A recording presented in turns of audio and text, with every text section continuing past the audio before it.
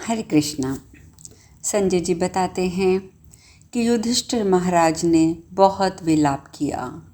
युधिष्ठिर महाराज बोले, मैंने ही अपने प्रिय कार्य की इच्छा, विजय की अभिलाषा रखकर सुभद्रा, श्री कृष्ण और अर्जुन का ये अप्रिय कार्य किया है। लोभी मनुष्य किसी कार्य के दोष को नहीं समझता। वह लोभ और मोह के वशीभूत होकर उसमें प्रवृत्त हो जाता है। मैंने मधु के समान मधुर लगने वाले राज्य को पाने की लालसा रखकर ये नहीं देखा कि इसमें ऐसे भयंकर पतन का भय है। जिस सुकुमार बालक को भोजन और शयन करने, सवारी पर चलने तथा भूषण वस्त्र पहनने में आगे रखना चाहिए था, उसे हम लोगों ने युद्ध में आगे कर दिया। वह तरुण कुमार अभी बालक था, युद्ध की कला में पूरा प्रवीण नहीं हुआ था। फिर गहन वन में फंसे हुए सुंदर अश्व की भांति वह उस विषम संग्राम में कैसे कुशल लौट सकता था। यदि हम लोग अभिमन्यु के साथ ही उस क्षण क्षेत्र में शयन ना कर सके तो अब क्रोध से उत्तेजित हुए अर्जुन के शोकाकुल नेत्रों से हमें दग्ध होना ही पड़ेगा। जो लोभ रहित, बुद्धिमान, लज्जाशील, क्षमावान, रूपवान, बलवान, सुंदर शरीरधारी, दूसरों को मान देने वाला, प्रीति पात्र, वीर तथा सत्य पराक्रमी है, जिनके कर्मों की देवता लोग भी प्रशंसा करते हैं, जिनके कर्म सबल एवं महान हैं, जिन पराक्रमी वीर ने निवात कवचों तथा काल के नामक दैत्यों का विनाश किया था, जिन्होंने आँखों को पलक मारते मारते हिरण्यपुर निवासी इंद्र शत्रु पोलोमा नामक दानवों का गणों सहित संहार कर डाला था, जो सामर्थ्यशाली अर्जुन अभय की इच्छा रखने वाले शत्रुओं को भी अभय दान दे देते हैं, उन्हीं बलवान पुत्र की भी हम लोग रक्षा ना कर सके। महाबली धृतराष्ट्र पुत्रों पर भारी भय का समय आ पहुंचा है, क्योंकि अपने पुत्र के वध से कुपित हुए कुंती कुमार अर्जुन कौरवों को अब सोख लेंगे, उनका मूलोच्छेद कर डालेंगे। दुर्योधन नीच है, उसके सहायक भी ओछे स्वभाव वाले हैं, अतः वह निश्चय ही अर्जुन के हाथों अपने पक्ष का विनाश देखकर शोक से व्याकुल होकर जीवन का परित्याग कर देंगे। जिसके बल और पुरुषार्थ की तुलना नहीं थी, देवेंद्र कुमार अर्जुन के पुत्र इस अभिमन्यु को रण क्षेत्र में मारा गया देखकर अब मुझे विजय, राज्य, अमरत्व और देवलोक की प्राप्ति भी प्रसन्न नहीं कर सकती। इस प्रकार श्री महाभारत द्रोण पर्व के अंतर्गत अभिमन्यु वध पर्व में युधिष्ठिर प्रलाप विषयक 91वां अध्याय पूर्ण हुआ। संजय जी कहते हैं, राजन, इस प्रकार विलाप करते हुए कुंती पुत्र युधिष्ठिर के पास वहाँ महर्षि श्री कृष्ण द्वैपायन जी, व्यास जी आए। उस समय युधिष्ठिर ने उनकी यथा योग्य पूजा की। तब भतीजे के वध से शोक संतप्त हो युधिष्ठिर उनसे इस प्रकार बोले, मुने, बहुत से अधर्म परायण महाधनुर्धर महारथियों ने चारों ओर से घेर कर रण क्षेत्र में युद्ध करते हुए सुभद्रा कुमार अभिमन्यु को असहाय अवस्था में मार डाला। शत्रु वीरों का संहार करने वाला अभिमन्यु अभी बालक था, बालोचित बुद्धि से युक्त था। विशेषता संग्राम में वह उपयुक्त साधनों से रहित होकर युद्ध कर रहा था। मैंने युद्ध स्थल में उससे कहा था कि तुम व्यूह में हमारे प्रवेश के लिए द्वार बना दो। तब वह द्वार बनाकर भीतर प्रविष्ट हो गया और जब हम लोग उसी द्वार से व्यूह में घुसने लगे, उस समय हमें जयद्रथ ने रोक दिया। युद्धजीवी क्षत्रियों को अपने समान साधन संपन्न वीर के साथ युद्ध करने की इच्छा होनी चाहिए। शत्रुओं ने जो अभिमन्यु के साथ इस प्रकार का युद्ध किया, वह कदापि समान नहीं था। इसीलिए मैं अत्यंत संतप्त हूँ। शोकाश्रुओं से मेरे नेत्र भरे हुए हैं। मैं बारंबार चिंतामग्न होकर शांति नहीं पा रहा हूँ। संजय जी आगे कहते हैं, राजन, इस प्रकार शोक से व्याकुल चित्त होकर विलाप करते हुए राजा युधिष्ठिर ने वेद व्यास जी ने इस प्रकार कहा।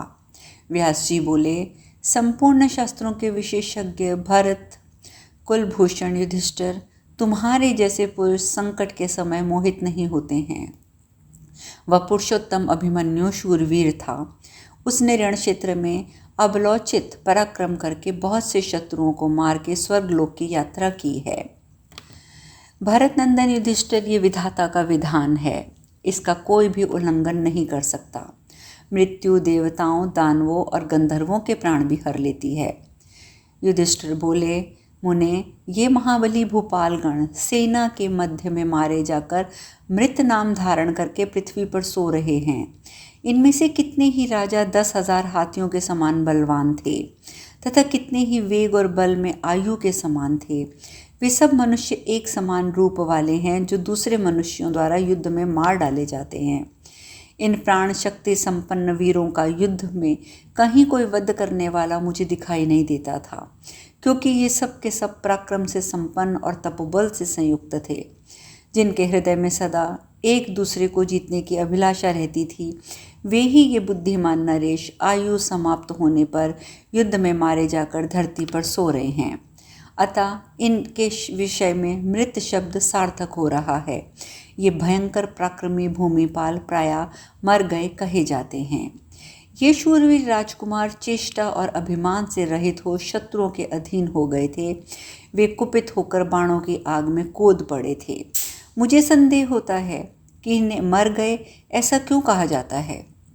मृत्यु किसकी होती है, किस निमित्त होती है तथा वह किस लिए इन प्रजाओं का अपहरण कर लेती है।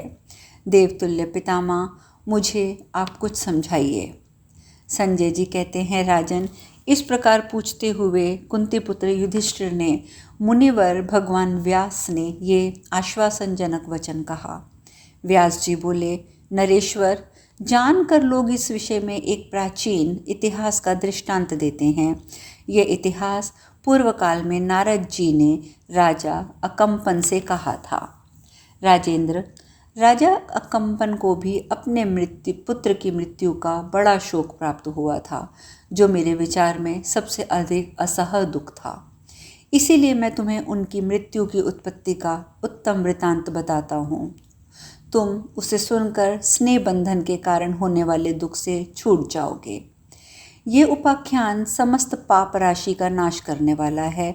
मैं इसका वर्णन करता हूँ। यह धन और आयु को बढ़ाने वाला, शोकनाशक, पुष्टिवर्धक, पवित्र, शत्रु समूह का निवारक और मंगलकारी कार्यों में सबसे अधिक मंगलकारक है। जैसे वेदों का स्वाध्याय पुण्यदायक होता है, उसी प्रकार ये उपाख्यान भी है। महाराज, दीर्घायु पुत्र, राज्य और धन संपत्ति चाहने वाले श्रेष्ठ राजाओं को प्रतिदिन प्रातःकाल इस इतिहास का श्रवण करना चाहिए। तात, प्राचीन काल की बात है। सतयुग में अकम्पन नाम से एक प्रसिद्ध राजा थे। वे युद्ध में शत्रुओं के वश में पड़ गए। राजा का एक ही पुत्र था, जिसका नाम था हरि।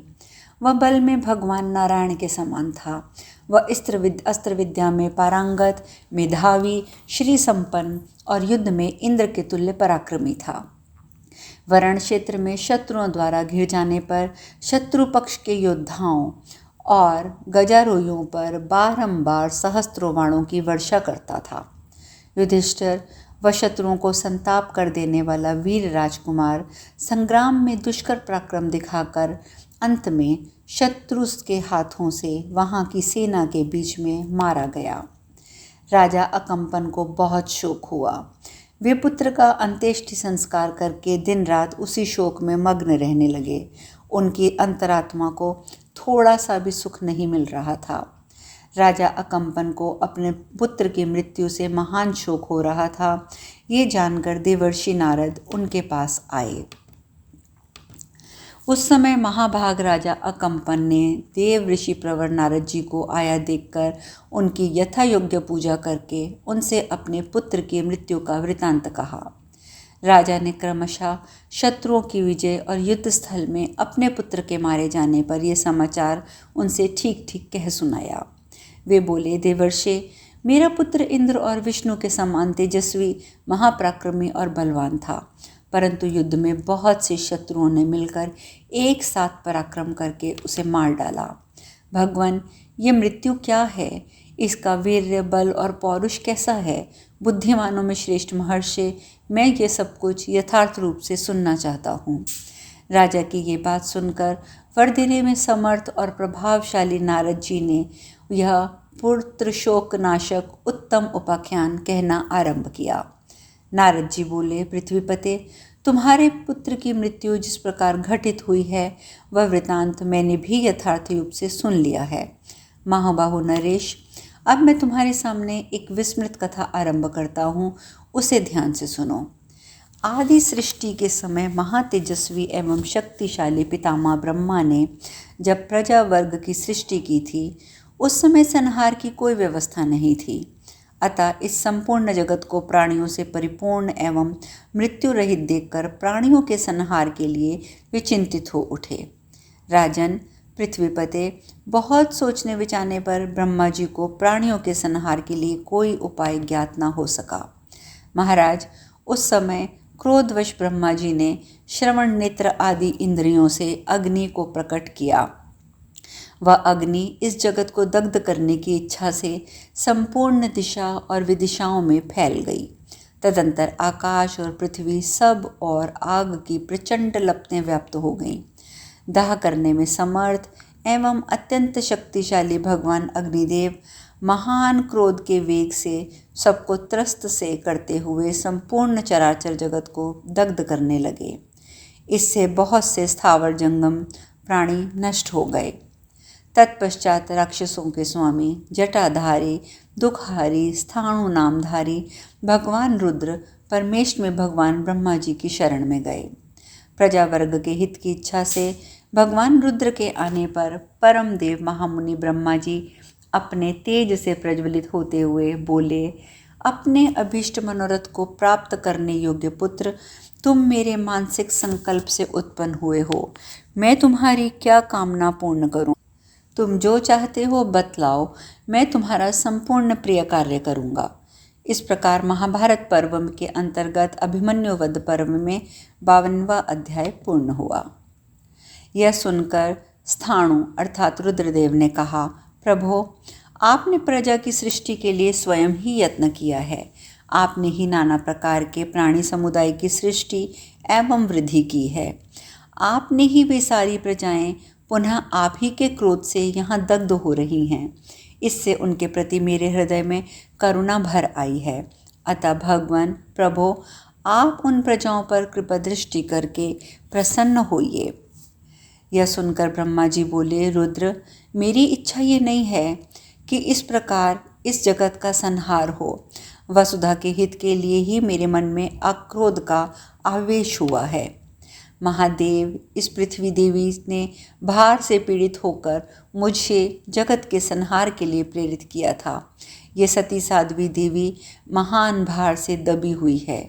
मैंने अनेक प्रकार से इस अनंत जगत के संहार के उपाय का विचार किया, परंतु मुझे कोई उपाय न सूझ पड़ा। इसीलिए मुझे क्रोध का आवेश हो आया।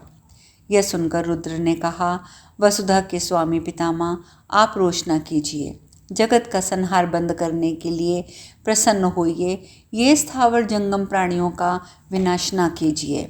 भगवान, आपकी कृपा से ये जगत भूत, भविष्य, वर्तमान 3 रूपों में विभक्त हो जाए।